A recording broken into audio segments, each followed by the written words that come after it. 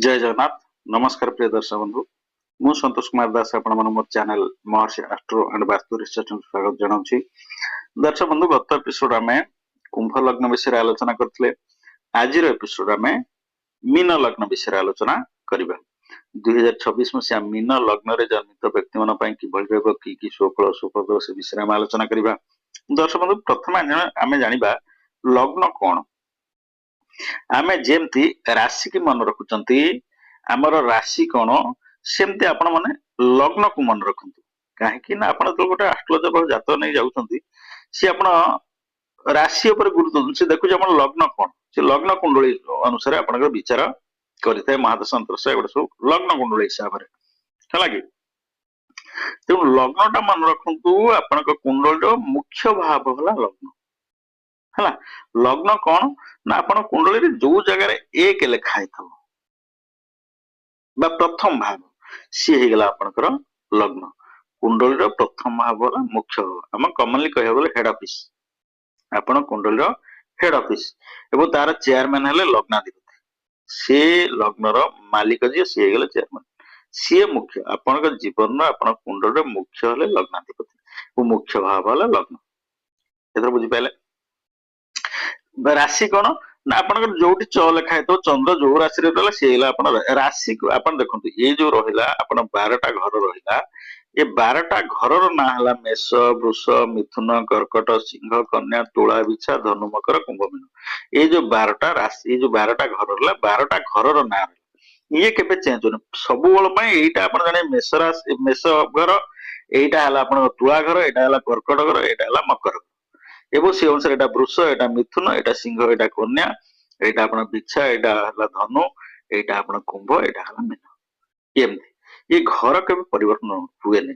ये घर ना हेगला मेष वृष मिथुन।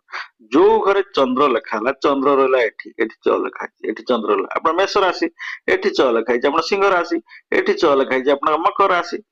जो जगह जो घरे चंद्र रहला सी हेगला आपण राशि आ जो घरे एक लिखा एटा आम मीन राशि एटा एक एठी लेखा मीन आप मीन लग्न एक एठी लेखा आप मेष लग्न एक एठी लेखा ये तुला लग्न जोटा प्रथम घर ये कहीं ना घर ना चेंज होगा सी होगा आपणकर लग्न जोटी आपणकर एक लेखा तो आपणकर कुंडली प्रथम भाव होगा आपणकर लग्न है। मन रखु लग्न है आपणकर मुख्य भाव एवं से लग्न मालिक जी सी होगा आपणकर कौन मुख्य मोस्ट सपोर्टिंग प्लानेट आप प्रबल जोगकारक ग्रह मुख्य जोगकारक ग्रह होगले से घर मालिक से भावर मालिक है। तेणु आम आज एथ बुझीपारे कनफर्म हो लग्न कौन राशि कौन। द्वितीय दर्शक मुझे कहीं गपुच भिडियो मोर लंबू जिते चाहूँ सर्ट सारे होनी कहीं लंबा हो सब चाहूँ आप बुझी पारतु से चित्र करमती काटिक देखू ना मुझे भिडियो बाहर पड़ी कही आपंकर आय यार भाई कहीं आय भल रही व्यय आपंकर कम रही कि वर्ष या हम से कहीं हम सब गोटे सब जिन कहीं लगातु कहीं लगे वार्डटा जो पाइबा कहीं लगे आप प्रश्न कर तार उत्तर आप पाई तो लॉजिकली कहीं हुए मुझे अनुसार आप बुझीपारे। देखो गोटे कमन थी आप देखो पेट गैस क्या गोटे पचारे मेडिसिन सहित कहीदे भाई पेट गैस मतलब फैन फटी देलु गोटे डाइभल देलु एसिडिटी गोटे डाइभल देलु लोक समस्त मुहर प्रायतः छोट बड़ समझ जानी सेमती आप समय को धारणा रखो एस्ट्रोलोजर कहीं मुझे चाहूनी आप क्या गोटे एस्ट्रोलोजर कहीदे ये मुदी नहीं जा से मुदी जाए मत बहुत आसिक कहते सारे मो मुदी लिखी कहीं आम गोटे देखो स्टोन आप पिंधे क्या स्टोन पिंधे गोटे कमन जिन आप देखो आपण सपोर्टिंग प्लानेट जी जी आपंकर कारक ग्रह जोग कारक ग्रह कारक ग्रह आप सी कमजोर अच्छी आप 0 टू 6 डिग्री भितर अच्छी कि 7 डिग्री कि 10 0 टू 10 डिग्री भितर अच्छी अपन जी आप जोग कारक ग्रह शत्रु मित्र ग्रह ताप पिंधु जी आप शत्रु ग्रह आप स्टोन पिंधले मु गोटे लॉजिकल शत्रु को पावरफुल क्षति कर जदि आपंकर शत्रु ग्रह आप स्टोन पिंधे से आप क्षति बेसी करबनी आप बेले बेले देखते गोटे स्टोन पिंधले आपंकर बेसी खराब हो तेणु से गुड़ा सब आप जानतु जानिले आप ନଲେଜ ଥିଲେ ଆପଣ କହିପାରିବେ ନାହିଁ ମୁଁ ଏଇଟା ପିନ୍ଧିଲେ ଏଇଆ ହବ, ସେଇଟା ପିନ୍ଧିଲେ ମତେ ଏଇଟା ଷ୍ଟୋନ ପିନ୍ଧିଲେ ମତେ ଅମକ ଷ୍ଟୋନ ଟା ଦିଅ, ହେଲା କି? ସେମିତି ଆପଣ ସବୁବେଳ ପାଇଁ ନା ଟିକେ ସମ୍ୟକ ଧାରଣା ରହୁ। ସେଥିପାଇଁ କିନା ମୁଁ ଏଗୁଡା ଚିତ୍ର କାଟିକିରି ଚିତ୍ର ପତ୍ର କାଟି ଏମିତି କରି ବହୁତ ଗପିକିରି ବୁଝଉଛି, ଆପଣ ଖାଲି ବୁଝନ୍ତୁ ଭଲ। ଦ୍ୱିତୀୟ କଥା, ଆମେ ଆଜି ଆଲୋଚନା କରିବା କୋଉ ଲଗ୍ନ ବିଷୟରେ ନା ମୀନ ଲଗ୍ନ ବିଷୟରେ। ଆମେ ଜାଣିଛନ୍ତି ଏ ଯୋଉ ମୀନ ଲଗ୍ନର ବା ମୀନ ରାଶିର ଯୋଉ ମୀନ ଘର, ରାଶି ନ ଲଗ୍ନ, ଇଏ ରାଶି ଇଏ ଲଗ୍ନ ହେଇପାରେ, ରାଶି ଏଇ ଘର, ଏ ଯୋଉ ମୀନ ଘରର ମାଲିକ କିଏ ସେ ନା ବୃହସ୍ପତି। ବୁଝିପାରିଲେ? ମୀନ ଘର ମାଲିକ ହେଲେ ବୃହସ୍ପତି। ଦିଟା ଘର କିଏ ସେ ନା ମୀନ ଆଉ ଧନୁ, ଏ ଦିଟା ଘର ହେଇଗଲା ଆପଣଙ୍କର ବୃହସ୍ପତିଙ୍କର। ବୃହସ୍ପତି ଧନୁ ଘରର ମାଲିକ ଏବଂ ମୀନ ଘରର ମାଲିକ। ତେଣୁ ଇଏ ଲଗ୍ନରେ ଯୋଉ ଏଇ ଯୋଉ ରହିଲା ଧନୁ, ଯୋଉ ମୀନ ଲଗ୍ନ, ଆମେ ଜାଣିଲେ ଏଇ ଲଗ୍ନର ମାଲିକ ହେଲେ ବୃହସ୍ପତି। ତ ବୃହସ୍ପତି ହେଲେ କଣ ନା ଗ୍ରହ ଗୁରୁ, ସୌମ୍ୟ ଗ୍ରହ, ଶାନ୍ତ ଗ୍ରହ, ଜ୍ଞାନୀ ଗ୍ରହ, ଧନୀ ଗ୍ରହ। ତେଣୁ ମୀନ ଲଗ୍ନରେ ଜନ୍ମିତ ବ୍ୟକ୍ତି ମାନେ ପ୍ରାୟତଃ ଗୌରବର୍ଣ୍ଣ ରହି, ପ୍ରାୟତଃ ମୁଁ କହୁଛି ସମସ୍ତେ ନୁହଁ, ପ୍ରାୟତଃ ଗୌରବର୍ଣ୍ଣ ରହିଥାନ୍ତି। ଆମେ କହିବା ମୀନ ଲଗ୍ନରେ ସମସ୍ତ ଜନ୍ମ ବହୁତ କାଳିଆ ଲୋକ ଥାନ୍ତି। ଲଗ୍ନରେ ଯଦି ଆପଣ ଶନି ଥିବ ତାହେଲେ କଳା ହେବେ। ପ୍ରାୟତଃ ମୀନ ଲଗ୍ନର ଜନ୍ମିତ ବ୍ୟକ୍ତି ମାନେ କଣ ହେଇଥାନ୍ତି, ଟିକେ ଗୌରବର୍ଣ୍ଣ ହେଇଥାନ୍ତି ଏବଂ ବହୁତ ଜ୍ଞାନର ଅଧିକାରୀ ହେଇଥାନ୍ତି ଏବଂ ଟିକେ ପୃଥଳ ଶରୀର। ଆପଣ ମେଦ, ତାଙ୍କୁ ଟିକେ ମେଦ ବହୁଳ ଶରୀର, ମୋଟା ସୋଟା ଟିକେ ହେଇଥାନ୍ତି, ହୃଷ୍ଟପୃଷ୍ଟ ହେଇଥାନ୍ତି, ହେଲା କି? ଆଉ ବହୁତ ଶାନ୍ତ ସ୍ୱଭାବର ହେଇଥାନ୍ତି, ବହୁତ ଗମ୍ଭୀର ସ୍ୱଭାବର ହେଇଥାନ୍ତି, ହେଲା। ଆଉ ମୀନ ଲଗ୍ନର ବ୍ୟକ୍ତି ମାନେ ଯୋଉଠି ଆପଣ ଯିବେ, ଯାହା ତାଙ୍କୁ ଟିକେ ପଚାରି ଯାଆନ୍ତୁ, ତାଙ୍କ ସାথে କଥା ହେଇଯାଆନ୍ତୁ, ଆପଣଙ୍କ କାମ ଶୁଭ ହବ। ବୁଝିପାରିଲେ? ତେଣୁ ମୀନ ଲଗ୍ନର ବ୍ୟକ୍ତି ମାନେ ଏଇଆ ହେଇଥାନ୍ତି। ଦର୍ଶକ ବନ୍ଧୁ, ଦ୍ୱିତୀୟ କଥା ହଉଛି, ମୁଁ ଦୁଇଟି ଚିତ୍ର ମାଧ୍ୟମରେ ବୁଝେଇଲି, ଚିତ୍ର 1 ଚିତ୍ର 2। କାହିଁକି ଚିତ୍ର 1 ଚିତ୍ର 1ରେ ଆପଣ ଦେଖନ୍ତୁ ବୃହସ୍ପତି ଚତୁର୍ଥ ଭାବରେ, ଚିତ୍ର 2ରେ ବୃହସ୍ପତି ପଞ୍ଚମରେ। ଆପଣ ରାହୁ ଅଛି ଚିତ୍ର 1ରେ, ଆପଣଙ୍କର ଦ୍ୱାଦଶ ଭାବରେ ରାହୁ ପଳେଇଲା ଏକାଦଶ ଭାବକୁ ଦ୍ୱିତୀୟ ଚିତ୍ର। କେତୁ ସେମିତି ଷଷ୍ଠ ଭାବରେ, ଦ୍ୱିତୀୟ ଚିତ୍ର ପଞ୍ଚମ ଭାବକୁ ପଳେଇଲା। ଏ ଯୋଉ ଗୃହ ପରିବର୍ତ୍ତନ କରୁଛନ୍ତି, ସେଥିପାଇଁ ନା ଭାବ ପରିବର୍ତ୍ତନ କଲେ କଣ ହବ, ଫଳ ଦି ପ୍ରକାର ସେମାନେ ଦେବେ। ଗୋଟାଏ ଘରେ ଆପଣ ଗ୍ରୋସରୀ ଦୋକାନରେ ଯାହା ସଉଦା ଦେବେ, ଆପଣଙ୍କର ତେଲ ଭାଜି ଦୋକାନରେ ସେଇ ସଉଦା ଦେବେ। ଆପଣ ତେଲ ଭାଜି ଦୋକାନ ଗଲେ ସେଠି ଯାଇ ଆପଣ କିଏ ମାଗିବ, ଭାଇ ଚାଉଳ କିଲୋ ଦେଲୁ, ଆପଣ ଅଟା କିଲୋ ଦେଲୁ, ଆପଣ ଦେବେ କେମିତି? ସେମିତି ଯୋଉ ଭାବରେ ଯାହା ଗ୍ରହ, ଗୋଟେ ଯୋଉ ଭାବରେ ଯାହା ଅଛି ଗୋଟେ ଗ୍ରହ ସେଇଆ ହିଁ ଫଳ ଦବ। ଗୋଟେ କମନ ଜିନିଷ ଆମେ ଜାଣିବା। ଆଷ୍ଟ୍ରୋଲୋଜିରେ ତା କୋଉ ଭାବରୁ ଆପଣ କଣ ଗଣନା କରିବେ, ବହୁତ ଜିନିଷ ପଢିବାକୁ ଅଛି, ପଢିଲେ ଆପଣ ଜାଣିବେ। ଗଲା, ସେଥିପାଇଁ ଦିଟା ଚିତ୍ର ମାଧ୍ୟମରେ ବୁଝେଇ ଥାଏ। ତେଣୁ ଆପଣ ଦେଖନ୍ତୁ, ଆମେ ଲଗ୍ନରେ କିଏ ରହିଲା ନା ଶନି ରହିଲା। ଲଗ୍ନରେ ରହିଲା ଶନି। ଶନି ବର୍ତ୍ତମାନ ମାର୍ଚ୍ଚ 2025 ଆସିଲା, ଶନି ଏକା 2.5 ବର୍ଷ ରହିବ, ହେଲା। ଏମିତି ବି ଆପଣ ଦେଖନ୍ତୁ ମୀନ ରାଶି ବ୍ୟକ୍ତିଙ୍କ ପାଇଁ ଶନି 7.5 ଚାଲିଛି ଦ୍ୱିତୀୟ ଶ୍ରେଣୀରେ। ତେଣୁ ଶନିଟା ଲଗ୍ନରେ ରହିଲେ ମୀନ ରାଶିର ବ୍ୟକ୍ତି ମାନେ ଦେହ ମୁଣ୍ଡ ବହୁତ ଖରାପ କରିବ ଆପଣଙ୍କୁ, ହେଲା।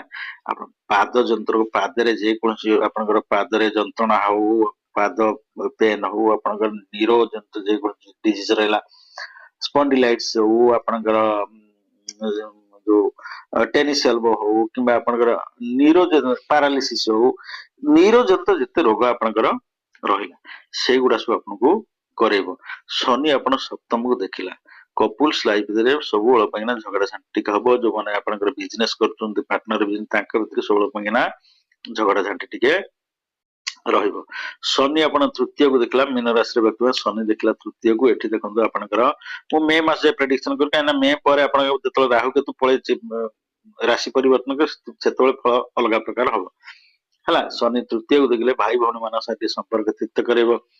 ଆପଣ କୌଣସି କାମକୁ ଆପଣ ଲେଜି କରେଇଦବ, ଅଳସୁଆ କରେଇଦବ, କୌଣସି କାମ କରିବା ଆପଣ ଉତ୍ସାହ ଆସିବ। ଯୋଉ କାମ ଆପଣ କରୁଥିଲେ ଧାଇଁ ଦପଡି କରୁଥିଲେ, ସେ କାମରେ ଆପଣ ଶିଥିଳତା ଆସିବ, ମନ୍ଥରତା ଆସିବ, କୌଣସି କାମ କରିବାକୁ ଇଚ୍ଛା ହବନି, ଶୋଇ ରହିବାକୁ ଇଚ୍ଛା ହବ।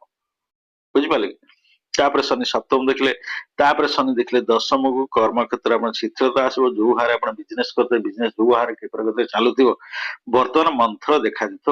ଆପଣ ବେପାରରେ ଧିମା ଅବସ୍ଥା ଆସିଯାଇଥିବ, ହେଲା। ଆଉ ଯୋଉମାନେ ଚାକିରି ବାକିରି କରୁଥିବେ, ଯୋଉମାନେ ସର୍ଭିସ କରୁଛନ୍ତି, ସେମାନେ ଗଭର୍ଣ୍ଣମେଣ୍ଟ ହବ, ନନ୍ ଗଭର୍ଣ୍ଣମେଣ୍ଟ ଅର୍ଗାନାଇଜେସନ ହଉ, ଯୋଉଥିରେ ଜବ୍ କରୁଥିବେ, କମ୍ପାନୀ ଫମ୍ପାନୀ ସିଣ୍ଡିକେଟର ଜବ୍ କରୁଥିବେ, ଆପଣ ଦେଖିବେ ସେମାନଙ୍କର ବି ସବୁ କାମ ଗୁଡା ହୋଲ୍ଡ ହେଇଥିବ, ହ୍ୟାଙ୍ଗ ହେଇଥିବ, ଟ୍ରାନ୍ସଫର ହବା ସେଟା ହ୍ୟାଙ୍ଗ ହେଇଥିବ, ହେଲା, ବିଳମ୍ବରେ, ହେଲା। ତେଣୁ ଏଠି ଦେଖନ୍ତୁ ବୃହସ୍ପତି ଦଶମକୁ ଦୃଷ୍ଟି ଦେଲେ, କର୍ମକ୍ଷେତ୍ରକୁ ଦୃଷ୍ଟି ଦେଲେ, ତେଣୁ ହ୍ୟାଙ୍ଗ ହେଇଥିବ। ଯଦି ଟ୍ରାନ୍ସଫର ଆପଣ ହ୍ୟାଙ୍ଗ ହେଇଥିବ, ତେଣୁ ଏ ସମୟରେ ହବ ଆପଣଙ୍କର ଜୁନ ଭିତରେ ଟ୍ରାନ୍ସଫର ଯଦି ଆପଣଙ୍କର ଯୋଗାଯୋଗ କରୁଛନ୍ତି ଆପଣ ଟ୍ରାନ୍ସଫର ଜୁନ ଭିତରେ ହବ କାହିଁକି ନା ଆପଣ ଦେଖନ୍ତୁ ଏଇଟା ହେଲା ଦ୍ୱାତ୍ରିଂଶ ରାଶି ଟ୍ରାନ୍ସଫର ଆପଣଙ୍କର ହବ ଜୁନ ଭିତରେ ମୀନ ଲଗ୍ନର ବ୍ୟକ୍ତି ମାନଙ୍କ ପାଇଁ ହେଲା। ତାପରେ ଦେଖନ୍ତୁ ଆପଣ ବୃହସ୍ପତି ରହିଲେ ଚତୁର୍ଥ ଲଗ୍ନାଧିପତି ଚତୁର୍ଥ ରହିଲେ କିନ୍ତୁ ରାହୁ ପଞ୍ଚମ ଦୃଷ୍ଟିରେ ଦେଖିଲା ବୃହସ୍ପତି ଏଠି ଆପଣ ଜମିବାଡି ସମ୍ବନ୍ଧୀୟ ସମସ୍ୟାରେ ଆପଣ ପୀଡିତ ହେବେ ଜାଗା ବାଡି ସମ୍ବନ୍ଧୀୟ ସମସ୍ୟାରେ ଆପଣ ପୀଡିତ ରହିବେ। ରାହୁ ରହିଲା ଦ୍ୱାଦଶରେ ଆପଣଙ୍କୁ 16 ପାଇଁ ନା ଆପଣ ବ୍ୟୟ କରିବ ଅଯଥା ବ୍ୟୟ କରିବ ଯୋଉ ଜିନିଷଟା ଆପଣ ଭାବୁଥିବେ ଏଇଟା ଆମର ଆପଣ କିଛି ଭାବିନେ ହଠାତ୍ ଆସି ଗୋଟେ ଖର୍ଚ୍ଚ ପହଞ୍ଚି ଆପଣ କରିବାକୁ ବାଧ୍ୟ ହେବେ ଯୋଉଟା ଆପଣ ମନା କରିପାରିବେ ନାହିଁ ହେଲା। ତେଣୁ ଏଠି ବୃହସ୍ପତି ରହିଲେ ବି ଲଗ୍ନାଧିପତି ଏଠି ରହିଲେ ବି ଶୁଭ କାରଣ ରାହୁ ଦେଖନ୍ତୁ ବୃହସ୍ପତି ମୁଁ କହିଛି ବୃହସ୍ପତି ଗୋଟେ ଏମିତି ଗ୍ରହ ସମସ୍ତ ଗ୍ରହ ସାଙ୍ଗେ ରହିଲେ ଗୋଟେ ଶୁଭ ଯୋଗ ସୃଷ୍ଟି ହଉଥିବା ବେଳେ କେବଳ ରାହୁ କେତୁ ସାଙ୍ଗେ ରହିଲେ ଆପଣଙ୍କ ଦୋଷ ସୃଷ୍ଟି ହୁଏ। ତେଣୁ ରାହୁ କେତୁ ସାଙ୍ଗରେ ରହିଲେ ଆପଣ ଗୁରୁଚଣ୍ଡାଳ ଦୋଷ ହୁଏ। ରାହୁ ବା କେତୁ ବୃହସ୍ପତିକୁ ନଜର ରଖିଲେ ଦେଖିଲେ ଦେଖନ୍ତୁ ପରସ୍ପରକୁ ଦେଖୁଛନ୍ତି ଦେଖିଲେ ବି ରାହୁଟା ପାୱାରଫୁଲ ବୃହସ୍ପତି ବେଶୀ ରହିବ ହେଲା। ଖରାପ ବେଳେ ଯେ ଖଣ୍ଡା ତୋଲା ଧର ତାକୁ ସମୟ ଡରିବେ ଆଜିକାଲି ଗୁଣ୍ଡା ବଦମାସକୁ ସମୟ ଡରିବେ କେବଳ ଗୁଣ୍ଡା ବଦମାସ ଆପଣ ଯାହାରେ ବନ୍ଧୁକ ଅଛି ତାକୁ ସମୟ ଡରୁଛନ୍ତି ହେଲା। ତେଣୁ ରାହୁର ଦୃଷ୍ଟି ରହିଲା ଏଠି ବୃହସ୍ପତିଙ୍କ ଉପରେ ତେଣୁ ଏଠି ଗୋଟେ ଗୁରୁଚଣ୍ଡାଳ ଦୋଷ ସୃଷ୍ଟି ହେଲା ଭଳିଆ ହେଲା। ଆପଣଙ୍କର ଯୋଉ ଜମିବାଡି ସମ୍ବନ୍ଧୀୟ ସମସ୍ୟା ଦେଖାଦବ ଆପଣଙ୍କର ଯାନବାହନ ସମ୍ବନ୍ଧୀୟ ସମସ୍ୟା ଦେଖାଦବ ଆପଣଙ୍କର ଯୋଉ ଗାଡି ନେଇଯାଉଛନ୍ତି କୋଉଠି ଚେକିଂ ଫେକିଂ ଧରା ପଡି ଆପଣ ସେଠି ଆପଣ ଥାନା ଫାଣ୍ଡି ଯାଇ କଥା ଯିବ ଏସବୁ ସମସ୍ୟା କରିବ। ତେଣୁ ଆପଣ ଟିକେ ସତର୍କତାର ସହିତ ଚାଲିବେ କାହିଁକିନା ଥାନା ଫାଣ୍ଡି କେସ୍ ଗୁସା ହବାର ପସିବିଲିଟି ବେଶୀ ଅଛି ହେଲା। ଅଯଥା ବ୍ୟୟ ଥାନା ଫାଣ୍ଡି କେସ୍ କୁସା ଏସବୁ ହବାର ପସିବିଲିଟି ବେଶୀ ଅଛି। ମେ ମାସେ ମେ ପରେ ଆପଣଙ୍କର ପଳେଇ ଆସିବ ବୃହସ୍ପତି ଯୋଉ ରାହୁ ପଳେଇ ଆସିବ ଏକାଦଶ ଭାବକୁ ସେତେବେଳେ ଟିକେ ଆପଣଙ୍କୁ ରାହତ ମିଳିବ ଟିକେ ଆପଣଙ୍କୁ ରିଲାକ୍ସେସନ ମିଳିବ ହେଲା। ତାପରେ ଷଷ୍ଠରେ ରହିଲା କେତୁ ଆପଣ ଟିକେ କଣ ନା ଗୁପ୍ତ ଶତ୍ରୁ ଆପଣଙ୍କ ପଛପଟେ ଆପଣ ଶତ୍ରୁ ସୃଷ୍ଟି ହେବେ ଆପଣଙ୍କ ନାଁରେ କୁଚାରଟନା କରିବେ ଆପଣ ସାଙ୍ଗରେ ଶତ୍ରୁତା କରିବେ। ରାହୁଟା ଦେଖିଲା ପୂର୍ଣ୍ଣ ଦୃଷ୍ଟି ସପ୍ତମ ଦୃଷ୍ଟି ଦେଖିଲା ଷଷ୍ଠ ଭାବକୁ ଦ୍ୱାଦଶ ସରିଲା ଷଷ୍ଠ ଭାବ ଦେଖିଲା ତେଣୁ ଏଇ ସବୁ ସମସ୍ୟା ଆପଣ ଝାମଲା ଝାଟି ଝଗଡା ଝାଟି କେସ୍ କୁସା ହବାର ପସିବିଲିଟି ରହିବ। ତାପରେ ଦେଖନ୍ତୁ କେତୁ ଦଶମ ଭାବ ଦେଖିଲା ତେଣୁ ଆପଣ ଜୁନ ଭିତରେ ଆପଣ ଦେଖନ୍ତୁ ମେ ମୁଁ କହୁଛି ମେ ଭିତରେ ଆପଣ ଟ୍ରାନ୍ସଫର ହବାର ପସିବି କାହିଁକିନା ମେ ବେଳକୁ ପଳେଇଯିବ ମେ 3 ତାରିଖ ପଳେଇ ଆସିବ କେତୁ କୋଉଠି ଆପଣ କର୍କଟ ରାଶିକି ପଳେଇ ଆସିବ ଏଠିକି ପଳେଇ ଆସିବ ମେ ଭିତରେ ଆପଣ ଟ୍ରାନ୍ସଫର ହବାର ପସିବିଲିଟି ବେଶୀ ଅଛି। ତାପରେ କେତୁ ଦେଖିଲା ଦ୍ୱାଦଶ ରାହୁ ରହିଲା ଦ୍ୱାଦଶରେ ଦ୍ୱାଦଶ ଆମେ ଗଣନା କଲେ ତାପରେ ନବମ ଦୃଷ୍ଟିରେ କେତୁ ଦେଖିଲା କୋଉଠି ଆପଣ ଧନ ଭାବକୁ ଦେଖିଲା ଆପଣ ବ୍ୟୟ କରିବ ଆପଣ ବହୁତ ପଇସା ଏଇ ଯୋଉ ଆପଣଙ୍କର ଗୁଣିଗାରେଡି ଆପଣଙ୍କର ଯନ୍ତ୍ର ମନ୍ତ୍ର ଏଇ ସବୁରେ ଆପଣଙ୍କର ଅନ୍ଧବିଶ୍ୱାସରେ ବହୁତ ପଇସା ଗୁଡା ଆପଣଙ୍କର ଖର୍ଚ୍ଚ ହବ ହେଲା ଖର୍ଚ୍ଚ କରାଇବ କିଏ ସେ କେତୁର ଯୋଉ ନବମ ଦୃଷ୍ଟି ଦେଲା ଏଠିକି ହେଲା। ତାପରେ ବୃହସ୍ପତି ପଞ୍ଚମ ଦୃଷ୍ଟି ଆପଣ ଅଷ୍ଟମ ଭାବକୁ ଦେଖିଲା ତେଣୁ ଆପଣ ପେଟ ଗ୍ୟାସ ପେଟ ଜନିତ ସମସ୍ୟା ଆପଣ ପୀଡିତ ହେବେ ଅଷ୍ଟମ ଭାବକୁ ଯେହେତୁ ବୃହସ୍ପତି ହେଲା ରାହୁ ନବମ ଦୃଷ୍ଟି ଦେଖିଲା ଅଷ୍ଟମ ଭାବକୁ ହେଲା ପେଟ ଜନିତ ସମସ୍ୟାରେ ଆପଣ ନିଶ୍ଚିତ ଭାବରେ ପୀଡିତ ହେବେ। ଲଗ୍ନାଧିପତି ହେଲେ ବି ଦେଖନ୍ତୁ ଏଠି ଅଷ୍ଟମ ଭାବଠୁ ଦେଖିଲା ଏବଂ ଇଏ କୋଉ ରାଶି ନା ତୁଳା ରାଶି ରାଶିଧିପତି ଶୁକ୍ର ହେଲେ ବୃହସ୍ପତି ଡେଡାଣ୍ଟି ହେଇଗଲା ହେଲା ଚରମ ଶତ୍ରୁ ତେଣୁ ଏଠି ଦେଖିଲେ ଆପଣ ସମସ୍ୟା ଟିକେ ରହିବ ହେଲା। ତାପରେ ବୃହସ୍ପତିକୁ ନବମ ଦୃଷ୍ଟି ଆପଣ ଦ୍ୱାଦଶ ଭାବ ଦେଖିଲେ ମୁଁ କହିଥିଲି ଦ୍ୱାଦଶ ଗଣନା କଲେ ତାପରେ ମେ ବେଳକୁ ମେ ମାସ ପରେ ମେ 3 ତାରିଖ ବେଳକୁ କେତୁ ପଳେଇ ଆସିଥିବ ଆପଣ କର୍କଟ ରାଶି କି ରାହୁ ପଳେଇ ଆସିଥିବ ଆପଣ ମକର ରାଶି ଏକାଦଶ ଭାବକୁ ହେଲା। ଦେଖନ୍ତୁ ବୃହସ୍ପତି ଜୁନ 2 ତାରିଖ ପରେ ବୃହସ୍ପତି ଆସିବେ କୋଉଠି ଆପଣଙ୍କର କର୍କଟ ରାଶି ଦେଖନ୍ତୁ କର୍କଟ ରାଶିରେ ବୃହସ୍ପତି ଉଚ୍ଚାରେ ରୁହନ୍ତି କର୍କଟ ରାଶିରେ ବୃହସ୍ପତି ଉଚ୍ଚା ହେଇଥାନ୍ତି ଉଚ୍ଚସ୍ଥ ଗ୍ରହ ମୁଁ କହିଛି ଉଚ୍ଚସ୍ଥ ଗ୍ରହ ସବୁବେଳେ ପାଇଁ ଆପଣ ଶୁଭ ଫଳ ଦେଇଥାନ୍ତି କିନ୍ତୁ ବୃହସ୍ପତି ପୀଡିତ ରହିଲେ କାହା ଦ୍ଵାରା ପାପ ଗ୍ରହ ଦ୍ଵାରା ପାପ ପୀଡିତ ହେଇକି ରହିଲେ କାହା ସାଙ୍ଗରେ ନା କେତୁ ସାଙ୍ଗେ ରହିଲେ ଏବଂ ରାହୁ ଆପଣଙ୍କର ପୂର୍ଣ୍ଣ ଦୃଷ୍ଟି ସପ୍ତମ ଦୃଷ୍ଟି ବୃହସ୍ପତି କି ଦେଖିଲା ତେଣୁ ବୃହସ୍ପତି ଠି କିଂକର୍ତ୍ତବ୍ୟ ବିମୂଢ ହେଇଗଲେ ବୃହସ୍ପତି ଆପଣଙ୍କୁ ଫଳ ଦେଇପାରେ ଶୁଭ ଫଳ ଦେଇପାରେ ଆପଣ ଦେଖୁଥିବେ ବହୁତ ଗୁଡା ଏପିସୋଡ ଯୋଉ ଚ୍ୟାନେଲ ଆପଣ ଦେଖୁଥିବେ ବୃହସ୍ପତି ବହୁତ ବଢିଆ ଫଳ ଦେବେ ବହୁତ ବଢିଆ ଏଠି ବୃହସ୍ପତି ଦେବେ କୋଉଠୁ ବୃହସ୍ପତି ଦେଇଥାନ୍ତେ ଯଦି ପାପ ପୀଡିତ ହେଇନଥାନ୍ତେ ତାହେଲେ ବୃହସ୍ପତି ଦେଇଥାନ୍ତେ ହେଲା। ତେଣୁ ରାହୁ କେତୁ ଦ୍ଵାରା କବଳିତ ହେଇକି ରହିଲେ ଦିଟା ପାପ ଗ୍ରହ ମାଡି ବସିଥିଲେ ଏଠି ଗୁରୁଚଣ୍ଡାଳ ଦୋଷ ସୃଷ୍ଟି ହେଲା କେତୁ ସାଙ୍ଗେ ରହିଲେ ଏବଂ ରାହୁର ଦୃଷ୍ଟି ହେଲା ଏଠୁ ଗୁରୁଚଣ୍ଡାଳ ପ୍ରବଳ ଗୁରୁଚଣ୍ଡାଳ ଦୋଷ ସୃଷ୍ଟି ହେଲା। ତେଣୁ ବୃହସ୍ପତି ପଞ୍ଚମରେ ଆପଣ ପିଲାମାନଙ୍କ ପାଇଁ ଆପଣ ବହୁତ ଚିନ୍ତିତ ପିଲାମାନଙ୍କ କାର୍ଯ୍ୟକଳାପ ହଉ ପିଲାମାନଙ୍କ ବିଶେଷ କରି ପିଲାମାନଙ୍କ କାର୍ଯ୍ୟକଳାପ ହଉ ଆପଣ ବହୁତ ଅସନ୍ତୁଷ୍ଟ ମନସ୍ତାପରେ ରହିବେ ହେଲା ପିଲାମାନଙ୍କ ପାଇଁ ଆପଣ ଚିନ୍ତିତ ରହିବେ। ଦେଖନ୍ତୁ ବୃହସ୍ପତି ଯୋଉ ଯୋଉ ଭାବକୁ ଦୃଷ୍ଟି ଦେବ କେତୁ ସେଇ ଭାବକୁ ଦୃଷ୍ଟି ଦେବ। କାହିଁକି ନା ବୃହସ୍ପତି, ରାହୁ ଏବଂ କେତୁ ଏ ତିନି ଜଣ ସପ୍ତମ, ପଞ୍ଚମ ଏବଂ ନବମ ଭାବକୁ ଦୃଷ୍ଟି ଦେଇଥାନ୍ତି। ଯୋଉ ରାଶିରେ ରହିବେ ସେ ରାଶିରେ ପ୍ରଭାବ ବିସ୍ତାର କଲେ ସେଠୁ ସପ୍ତମ। ତେଣୁ ଯୋଉ ଯୋଉ ଭାବକୁ ପଞ୍ଚମ ଦୃଷ୍ଟି, ଦି ଜଣ ସାଙ୍ଗ ହେଇଛନ୍ତି ବୃହସ୍ପତି ଆଉ କେତୁ, ଯୋଉ ଭାବକୁ ବୃହସ୍ପତି କି ସେ ଭାବକୁ ଆପଣଙ୍କର କେତୁ ବି ଦେଖିବ। ହେଲା, ତେଣୁ ଭାଗ୍ୟ ଭାବକୁ ଦେଖିଲା କିଏ ସେ ବୃହସ୍ପତି ଦେଖିଲେ ନବମ ଭାବକୁ, କେତୁ ବି ନବମ ଭାବକୁ ଦେଖିଲା। ତେଣୁ ସମସ୍ତ କାମରେ ଆପଣଙ୍କର ବିଘ୍ନ କରାଇବ କିଏ ସେ କେତୁ ବିଘ୍ନ କରାଇବ। ଆପଣ ହଉଥିବା କାମ ଜୁନ ପରେ ଆପଣ ହଉଥିବା କାମ କରେଇଦବନି କିଏ ସେ କେତୁ କରେଇଦବ ନାହିଁ। ସମସ୍ତ କର୍ମରେ ଆପଣଙ୍କୁ ଅସଫଳତା ଦିଆଇବ, ସବୁ କାମରେ ଆପଣଙ୍କୁ ଅସଫଳ କରିବ କେତୁ। ରାହୁ ଆପଣଙ୍କ ସପ୍ତମ ଦୃଷ୍ଟି ଦେଖିଲା କୋଉଠିକି ଆପଣଙ୍କର ଦେଖିଲା ସପ୍ତମ ଭାବକୁ। ରାହୁ ଆପଣ ନବମ ଦୃଷ୍ଟି ସପ୍ତମ ଭାବ, ସପ୍ତମ ଦୃଷ୍ଟି ଆପଣଙ୍କର ପଞ୍ଚମ ଭାବ ଦେଖିଲା ଏବଂ ନବମ ଦୃଷ୍ଟି ଆପଣ ସପ୍ତମ ଭାବକୁ ଦେଖିଲା। ତେଣୁ ଶନିଙ୍କର ଦୃଷ୍ଟି ରହିଲା କୋଉଠି ସପ୍ତମ ଭାବକୁ, ରାହୁର ଦୃଷ୍ଟି ହେଲା ସପ୍ତମ ଭାବକୁ। କପୁଲ ସମ୍ପତ୍ତିରେ ଯଦି ମଙ୍ଗଳ ଉପସ୍ଥିତ ଥାଏ ତାହେଲେ କପୁଲ ସମ୍ପତ୍ତିରେ ବହୁତ ଡିଷ୍ଟର୍ବାନ୍ସ ହବ। ଏବେ ଯଦି ଶୁକ୍ର ବି ଥାନ୍ତି, ଶୁକ୍ର ନିଚା ହେଇଯିବ, ଶୁକ୍ର ବି ଯଦି ଥାନ୍ତି କପୁଲ ସମ୍ପତ୍ତିରେ ବହୁତ ଡିଷ୍ଟର୍ବାନ୍ସ ରହିବ।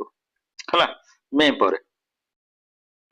ତାପରେ ଆପଣ ଦେଖନ୍ତୁ ବୃହସ୍ପତି ଦେଖିଲେ ନବମ ଦୃଷ୍ଟି ଲଗ୍ନକୁ ଦେଖିଲେ, ବୃହସ୍ପତି ନବମ ଦୃଷ୍ଟି ଆପଣଙ୍କ ଲଗ୍ନକୁ ଦେଖିଲେ ଏବଂ କେତୁ ସେ ଅନୁସାରେ ନବମ ଦୃଷ୍ଟି ଲଗ୍ନକୁ ଦେଖିଲା।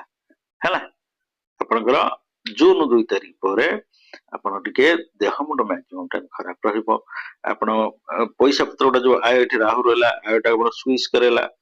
ବୃହସ୍ପତି ନିଚ ରାଶିକି ଦେଖିଲେ ଏଠି ରାହୁ ରହିଲା, ଆୟଟାକୁ ଆପଣଙ୍କ ମନ୍ଥର କରି ଦେଲା, ଆୟଟାକୁ ଆପଣଙ୍କର କୋହଳ କରି ଦେଲା। ତ ଦର୍ଶକ ବନ୍ଧୁ ଏମିତି ଆମର ଏ ସିରିଜ ଟା ଟୋଟାଲି ଲଗ୍ନ ସିରିଜ ସରିଗଲା। ବିଭିନ୍ନ ଲଗ୍ନର ଲୋକମାନଙ୍କ ପାଇଁ କେମିତି ରହିବ 2026 ମସିହା। ଆମେ ନେକ୍ସଟ ଯୋଉ ଏପିସୋଡ ଗୁଡା ଆରମ୍ଭ କରିବା ମାସିକ ରାଶିଫଳ। ଦର୍ଶକ ବନ୍ଧୁ ଦେଖନ୍ତୁ ଆମେ ବାର୍ଷିକ ରାଶିଫଳ କଥା ଯେତେବେଳେ ଆମେ ଯୋଉ ବାର୍ଷିକ ଭାଗ୍ୟଫଳ, ଲଗ୍ନ ଫଳ, ରାଶିଫଳ, ବାର୍ଷିକ ଭାଗ୍ୟଫଳ କଥା ଯେତେବେଳେ ଆମେ ଗଣନା କରୁଥାନ୍ତି ସେତେବେଳେ ଆପଣ ମଧ୍ୟ ଦେଖନ୍ତୁ ଆଉ ଗୋଟେ କଥା ଆପଣ ମାନେ ପ୍ରଶ୍ନ ଖାଲି ଆମେ 4ଟି ଗ୍ରହକୁ କାହିଁ ନେଇଛେ, ଶନି, ରାହୁ, କେତୁ, ବୃହସ୍ପତି, ଅନ୍ୟ ଗ୍ରହ ମାନଙ୍କୁ କାହିଁକି ନେଲେନି? ନା ଆମେ ଯେତେବେଳେ ବାର୍ଷିକ ଭାଗ୍ୟଫଳ କଥା ଗଣନା କରିଥାନ୍ତି ସେତେବେଳେ ବିଶେଷ କରି ଏଇ 4ଟି ଗ୍ରହ ଉପରେ ବେଶୀ ଗୁରୁତ୍ୱ ଦେଇଥାନ୍ତି। କାହିଁକି ନା ଏଇ 4ଟି ଗ୍ରହ ଗୋଟେ ଗୋଟେ ରାଶିରେ ଦୀର୍ଘ ସମୟ ଧରି ରୁହନ୍ତି। ହେଲା କି ଶନି ଗୋଟିଏ ରାଶିରେ 2.5 ବର୍ଷ ରହିବେ, ରାହୁ କେତୁ ଗୋଟେ ରାଶିରେ ଆପଣଙ୍କର 1.5 ବର୍ଷ 18 ମାସ ରହିବେ, ବୃହସ୍ପତି ଗୋଟେ ରାଶିରେ 13 ମାସ ରହିବେ। ଆଙ୍କୁ ଛାଡିଦେଲେ ଅନ୍ୟ ଗ୍ରହ ମାନେ କମ ସମୟ ରୁହନ୍ତି। ଶୁକ୍ର ଗୋଟେ ରାଶିରେ ମାସେ ରହିବେ, ଚନ୍ଦ୍ର ଗୋଟେ ରାଶିରେ 2.5 ଦିନ ରହିବେ। ଏଇ ଯୋଉ କମ ସମୟ ତାଙ୍କୁ ନେଇ ପ୍ରେଡିକ୍ସନ କଲା ବେଳକୁ କଣ ଆପଣଙ୍କର ଭିଡିଓଟା ବହୁତ ଲମ୍ବା ହେଇଯିବ। ସେଥିପାଇଁ ଆମେ ଏଇ ଗ୍ରହ ଉପରେ ଯେତେବେଳେ ଆମେ ମାସିକ ରାଶିଫଳ କଥା ଆମେ ଗଣନା କରିଥାନ୍ତି ସେତେବେଳେ ଆମେ ବିଶେଷ କରି ସମସ୍ତ ଗ୍ରହଙ୍କୁ ଗଣନାର ଅନ୍ତର୍ଭୁକ୍ତ କରିଥାନ୍ତି। ମାସିକ ରାଶିଫଳ କଥା ଆମେ ଆଲୋଚନା କଲେ, ହେଲା କି?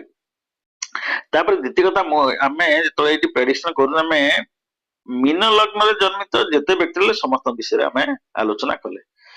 କିନ୍ତୁ ବ୍ୟକ୍ତିଗତ ଭାବରେ ଯଦି କାହାର ଯଦି ଆପଣଙ୍କ ବିଷୟରେ ଆପଣ ଆଲୋଚନା କରିବାକୁ ଚାହୁଁଛନ୍ତି, ଆପଣଙ୍କର ମହାଦଶା ବର୍ତ୍ତମାନ ଆମେ ଗୋଚର ଦେଖିଲେ ଗ୍ରହ ମାନଙ୍କ ସ୍ଥିତି ଏଇଆ ଅଛି। ଆପଣଙ୍କ କୁଣ୍ଡଳୀରେ ଗ୍ରହ ମାନଙ୍କ ଏଇ ସ୍ଥିତିରେ ଅଛନ୍ତି କି? ଆପଣଙ୍କ ଜାତକରେ ଲଗ୍ନରେ କିଏ ଅଛି, ଦ୍ୱିତୀୟରେ ତୃତୀୟରେ ଗ୍ରହ ମାନେ କୋଉଠି ଅଛନ୍ତି ତାକୁ ନେଇକରି ଗଣନା କଲେ କୋଉ ଗ୍ରହ ଆପଣଙ୍କର ଶୁଭରେ ଅଛି, କୋଉ ଗ୍ରହ ଅଶୁଭରେ ଅଛି ଏବଂ ଆପଣ ମହାଦଶା, ଅନ୍ତର୍ଦଶା, ପ୍ରତ୍ୟଦଶା, ସୂକ୍ଷ୍ମଦଶା, ପ୍ରାଣଦଶା ଏଇ ଯୋଉ ଗୁଡା ରହିଲା ସବୁ ଦଶା ଗୁଡା ରହିଲା ଦେଖିବାକୁ ପଡିବ। ଦଶାବ୍ଦୀ କିଏ ସେ ଅଛି, କଣ ଅଛି, ଏଗୁଡା ସବୁ ମହାଦଶା ଅନ୍ତର୍ଦଶା ଦେଖିଲେ ତାର ନିର୍ଭୁଲ ଗଣନା ଆପଣଙ୍କର ପର୍ଟିକୁଲାର ପ୍ରେଡିକ୍ସନ ଆପଣଙ୍କର ହେଇପାରିବ। ତ ଯଦି ଆପଣ ଆପଣଙ୍କର ବ୍ୟକ୍ତିଗତ କୁଣ୍ଡଳୀ ଆପଣ ବିଚାର କରିବାକୁ ଚାହୁଁଛନ୍ତି ତାହେଲେ ମତେ ଏ ନମ୍ବରରେ କଣ୍ଟାକ୍ଟ କରନ୍ତୁ। ଆପଣ କୌଣସି ସମସ୍ୟା ରହୁଛି, ବୈବାହିକ ସମସ୍ୟା ହଉ କିମ୍ବା ଆପଣଙ୍କର ବିଜନେସ ହଉ କିମ୍ବା ଆପଣ କୋର୍ଟ କଚେରୀ ଯେକୌଣସି ସମସ୍ୟା ଆପଣଙ୍କର ସେ ସମସ୍ୟାର ସମାଧାନ ପାଇଁ କିନା ଆପଣ ଏଇ ନମ୍ବରରେ ତଳେ ଯୋଉ ନମ୍ବର ଦିଆଯାଇଛି ସେ ନମ୍ବର ମତେ କୁଣ୍ଡଳୀ ଗଣନା କରି ତାର ଆପଣ ରେମେଡିଜ ଆପଣ ଜାଣିପାରିବେ। ଯଦି ଆପଣ ବାସ୍ତୁ ଅନୁସାରେ ଘର କରିବାକୁ ଚାହୁଁଥାନ୍ତି କିମ୍ବା ଆପଣ ଘରେ କୌଣସି ବାସ୍ତୁ ଦୋଷ ଥାଏ କିମ୍ବା ଘରେ କୌଣସି ଦେହ ମୁଣ୍ଡ ସମସ୍ତଙ୍କର ଖରାପ ରହୁଥାଏ କିମ୍ବା ଘରେ କୌଣସି ଅନିଷ୍ଟ ହଉଥାଏ ତାହେଲେ ରେମେଡିଜ ବାସ୍ତୁ ପ୍ରତିକାର ପାଇଁ ଆପଣ ଏ ନମ୍ବରରେ ମତେ ଯୋଗାଯୋଗ କରିପାରିବେ। ନୂଆ ଘର ଆପଣ ବାସ୍ତୁ ଅନୁସାରେ ବନେଇବାକୁ ଚାହିଁଲେ ଏ ନମ୍ବରରେ ମତେ ଯୋଗାଯୋଗ କରନ୍ତୁ। ତୃତୀୟ କଥା ହଉଛି ଯଦି ନ୍ୟୁମରୋଲୋଜି ଅନୁସାରେ ଆପଣଙ୍କର ମୋବାଇଲ ନମ୍ବର ଆପଣ ଲକି ନମ୍ବର ନେବାକୁ ଚାହୁଁଛନ୍ତି, ଗାଡି ନମ୍ବର କରିବାକୁ ଚାହୁଁଛନ୍ତି କିମ୍ବା ଆପଣଙ୍କର ନେମ କରେକ୍ସନ କରିବାକୁ ଚାହୁଁଥାନ୍ତି, ମୁଁ ଆଉ ଗୋଟେ କଥା ସବୁବେଳେ ପାଇଁ ମୁଁ କହିଛି ନାକରେ କୁଟା ପରି ଜମା ଛିଙ୍କିବେନି। ଯଦି କୌଣସି ସମସ୍ୟା ଅଛି ତ ଆପଣ ଆସନ୍ତୁ, ଯଦି ସମସ୍ୟା ନାହିଁ କାହିଁ ଆମେ ଉଷୁମାନ ଦେଖେଇକି କିଛି ଲାଭ ନାହିଁ। ବହୁତ ଲୋକ ଖାଲି ଦେଖିଦେବା କଣ ଅଛି ମୋର ସେମିତି। ଯଦି ବାସ୍ତୁ ଆପଣ ଘରେ କୌଣସି ଡିଷ୍ଟର୍ବାନ୍ସ ହଉଛି, କୌଣସି କ୍ଷତି ହଉଛି, ତ ଆପଣ ଜାଣନ୍ତୁ ବାସ୍ତୁ ଦୋଷ ଅଛି। ତ ଆପଣ ବାସ୍ତୁ ପ୍ରତିକାର ପାଇଁ ଯୋଗାଯୋଗ କରନ୍ତୁ ମୋ ସାଙ୍ଗରେ, ଯାହା ସାଙ୍ଗରେ ବି ଆପଣ। ଯଦି ଘର ଆପଣଙ୍କର ସବୁ ଠିକ ଠାକ ଚାଲିଛି, ଆପଣ କାହିଁକି ଅନନେସେସରି ବାସ୍ତୁରେ ମୋବାଇଲ ଦେଖିଦେଇ ହେଇ ସେ ଅମୁକଟା ବେଡଟା ଏ ଜାଗାରେ ପଡିବ, ସେ ଡ୍ରେସିଂ ଟେବୁଲଟା ଏ ଜାଗାରେ ପଡିବ, ଡାଇନିଂଟା ଏ ଜାଗାରେ ପଡିବ, ଏ ରୋଷେଇ ଘର ଏଇଆ ହେଲା, ଲାଟ୍ରିନ୍ ପ୍ୟାଣ୍ଟଟା ଏଇ ପଡିବ, ସେଠି ଭୁଲ ହଉଛି। ଯଦି କିଛି ନାହିଁ ଆପଣ ଜମା ବିନ୍ଦାସେ ରୁହନ୍ତି, କୌଣସି ପ୍ରତିକାର କରିବା ଦରକାର ନାହିଁ। ଲୋକ ତ ପଇସା ନେବା ପାଇଁ ବିଭିନ୍ନ ପ୍ରକାର ବାଟ ଅଛି କରିକି ନେଇଯିବେ। ଯଦି ଆପଣଙ୍କର ପଇସା ଅଧିକା ଅଛି ତାହେଲେ କିଛି ହଉନି, ତାହେଲେ ଆପଣ ପଇସା ଦେଇ ଦେଖନ୍ତୁ ହେଲା। ଯଦି କୌଣସି ଅସୁବିଧା ନାହିଁ ତ ଆପଣ ଦେଖାନ୍ତୁ। ଯଦି କୌଣସି ସମସ୍ୟା ସୃଷ୍ଟି ହଉଛି ଆପଣ ଜାଣନ୍ତୁ ନାହିଁ କିଛି ନା କିଛି ଗୋଟେ। ଆଉ ଗୋଟେ କଥା, ଆପଣ ଯଦି ବ୍ୟକ୍ତି ଜଣଙ୍କର କିଛି ଗୋଟେ ଅସୁବିଧା ହଉଛି ଆପଣ ଜାଣନ୍ତୁ ତାର ଜାତକରେ କିଛି ଦୋଷ, ସାମୂହିକ କ୍ଷତି ହଉଥାଏ ତାହେଲେ ଘରର ଉନ୍ନତି ନ ହେଇପାରେ। ଘରେ ଆର୍ଥିକ ତଙ୍ଗି ଦେଖ, ଆର୍ଥିକ ଅନାଟନ, ସବୁ ପାଇଁ ପଇସାର ଅଭାବ ଦେଖାচ্ছে। ଘରକୁ ଗଲେ ଆପଣ ଉନ୍ନତି କରିପାରୁନଥିବେ, କୌଣସି କାମରେ ଆପଣ ଉନ୍ନତି, କାହାର ବିବାହ ହେଇପାରୁନଥିବ, କାହାର ମୁଣ୍ଡ ଦୋଷ ହେଇଯାଉଥିବ, କାହାର ଦେହ ମୁଣ୍ଡ ଖରାପ ହଉଥିବ, ବିଭିନ୍ନ ପ୍ରକାର ବିଘ୍ନ ଅଛି, ବିଭିନ୍ନ ପ୍ରକାର ବାସ୍ତୁ ଦୋଷ ଅନୁସାରେ ହଉଥିବ। ତାହେଲେ ଆପଣ ଯାଇକିରି ଆଷ୍ଟ୍ରୋଲଜରକୁ ବା ବାସ୍ତୁଶାସ୍ତ୍ର କାର୍ଯ୍ୟ ତାଙ୍କ ସାଙ୍ଗରେ ପରାମର୍ଶ କରନ୍ତୁ ହେଲା। ଯଦି ନ୍ୟୁମରୋଲୋଜି ଅନୁସାରେ ଆପଣ mobile lucky mobile number, lucky ଆପଣ ଭେହିକଲ ନମ୍ବର ହଉ କିମ୍ବା ଆପଣ ନେମ୍ କରେକ୍ସନ ହଉ ଯଦି ଆପଣ କରିବାକୁ ଚାହୁଁଛନ୍ତି, ତାହେଲେ ନ୍ୟୁମରୋଲୋଜି କିମ୍ବା ନ୍ୟୁମରୋଲୋଜି ଅନୁସାରେ ଆପଣ ଫ୍ୟୁଚର ପ୍ରେଡିକ୍ସନ କରିବାକୁ ଚାହୁଁଛନ୍ତି, ଆପଣ କଣ ଆପଣ ଗଭର୍ଣ୍ଣମେଣ୍ଟ ଜବ ହବ କି ନାହିଁ, ଆପଣ କଣ ଜବ କରିବେ, ଆପଣ ପଢିବେ କଣ, କୋଉଟା ପଢିଲେ ଭଲ ହବ ହେଲା, ଫ୍ୟୁଚର ହାୟର ଏଜୁକେସନ ପାଇଁ ଆପଣ କଣଟା କୋଉ ଟ୍ରେଡ ଚୁଜ କରିବେ, ତାହେଲେ ଆପଣ ଏଇ ନମ୍ବର ମତେ ତଳେ ଯୋଉ ନମ୍ବର ସେ ନମ୍ବର ମତେ କଣ୍ଟାକ୍ଟ କରନ୍ତୁ। ତ ଦର୍ଶକ ବନ୍ଧୁ, ଆଜି ଏପିସୋଡରେ ଆମେ ମୀନ ଲଗ୍ନର ବ୍ୟକ୍ତି ମାନଙ୍କ ବିଷୟରେ ଆଲୋଚନା କଲେ ଏବଂ ଆମର ଲଗ୍ନ ସିରିଜ ସରିଗଲା। ନେକ୍ସଟ ଯୋଉ ଏପିସୋଡ ଆମେ କରିବା ମାସ, ମୁଁ କହିଛି ମାସ ସିରିଜ, ଆପଣ ଏଇଗୁଡା ଆମେ ଯୋଉ ଆଲୋଚନା କଲେ ଦେଖନ୍ତୁ, ଏଇ 4ଟି ଗ୍ରହ କଲେ ବୃହସ୍ପତି ଛାଡିଦେଲେ ଅନ୍ୟ ସମସ୍ତ ଗ୍ରହ 3ଟା ଗ୍ରହ ଯିଏ ରହିଲେ ସିଏ ରହିଲେ ଆପଣ କ୍ରୁର ଗ୍ରହ, ପାପ ଗ୍ରହ। ତେଣୁ ନେଗେଟିଭ ପ୍ରେଡିକ୍ସନ ଗୁଡା ବେଶୀ ଆସେ। ଯଦି ମାସିକ ରାଶିଫଳ କଥା ଆମେ ଆଲୋଚନା କଲେ, ଆମେ ଦେଖିବା ତା ଦେହରେ କୋଉ ଗ୍ରହର ସ୍ଥିତି କଣ ଅଛି। ସପୋଜ ଆମେ ଯୋଉ ବିଛା ରାଶିର ମାସିକ ରାଶି ଆମେ ଦେଖିବା ମଙ୍ଗଳ କୋଉଠି ଅଛନ୍ତି, ମଙ୍ଗଳ କୋଉ ପୋଜିସନ ଅଛନ୍ତି ହେଲା। କିମ୍ବା ଆପଣ ବୃଷ ରାଶି ବିଷୟରେ ଶୁକ୍ର କୋଉଠି ଅଛନ୍ତି, ତ ତାଙ୍କ ଗୋଚର ଦେଖିଲା ପରେ ସମସ୍ତ ଗ୍ରହଙ୍କ ଗୋଚର କଲେ ଆପଣ ନିଶ୍ଚିତ ଭାବରେ କିଛି ବାର୍ଷିକ ରାଶି ଭଳିଆ ବର୍ଷକ ପାଇଁ ଆମେ ଓଭରଅଲ ଏମିତି ସମ୍ୟକରେ କହିଦେଲେ ମାସିକ ରାଶି ଭଳିଆ ଆମ ପର୍ଟିକୁଲାର ଜିନିଷ ଗୁଡା ସବୁ ବାହାରିଯିବ। ତ ଦର୍ଶକ ବନ୍ଧୁ, ନେକ୍ସଟ ଯୋଉ ସିରିଜ କରିବା ଆମେ ମାସିକ ରାଶିଫଳ ସିରିଜ କରିବା।